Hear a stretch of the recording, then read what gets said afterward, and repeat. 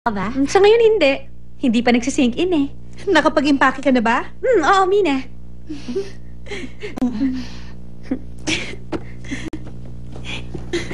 Tadaan! Anong laman ito? Buksan mo. Kayo talaga? Ano ka ba, honey? Huwag mo nang dahan-dahanin yung pagbubukas. Sirain mo na. Sorry.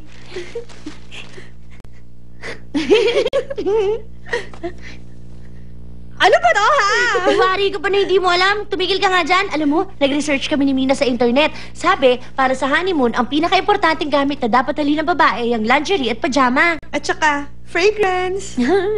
Makinig ka. Mag-shower ka muna, honey. La la la. Naman naman talaga si Joey. Ay, pagkaligo, isuot mo tong sexy underwear na binili namin sa Mina. Pagkatapos, mag-spray ka ng perfume. Tss, tss, para mabango. Maglagay ka ng konting makeup. Meron kang kailangan tandaan kapag nagsha-shower ka, ha? Ano yun? Huwag na huwag kang kakanta o maghaham habang nagsha-shower ka. Maliwanag ba? Bakit? Baka kasi nervous yun ng lalaki. Kapag masyadong relax ang babae. Honey, masarap bang humalik si Jello? Ano ka ba? Sabihin mo na. Dali na, magaling ba mag-kiss si Tama Jello? na. Magkwento ka na. Hagi na sabihin mo sa akin. Masarap ba ako sa jello? Kikintay mo kasi ka. Tanggapin nyo. Para sa inyo ito. Ano ba mga yan, Lito? Silverware at saka China set. Ano ka ba? Hindi ka na dapat bumili. Kailangan kong sumunod sa mga tradisyon natin. At saka, bumili rin ako ng comforter.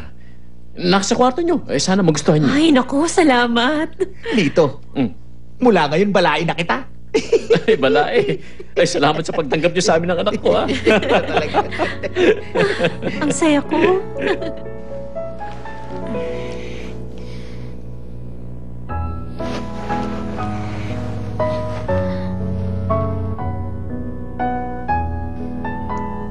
Kuya, tulog ka na. Hindi pa. Kayo rin pala ni Honey ang magkakatuluyan. Oo nga. Bakit? Ayaw mo ba? Ewan, hindi ko alam. Siya na yata ang pinaka-stupid at pinakalampa.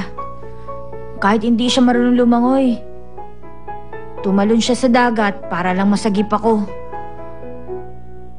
Kahit na lagi mo siyang sinusungitan at sinisigawan, nakangiti pa rin. Paglaki ko, magpapakasal ako sa isang babae na mas matalino at mas maganda kay Honey.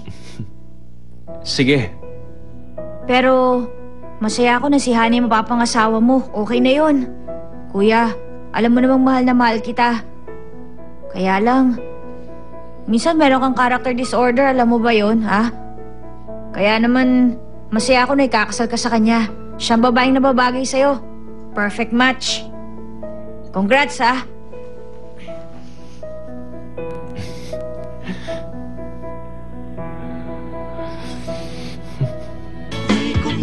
Palalagpasin ng pagkakataon upang sabihin na mahal kita. Gusto mo direct long hair?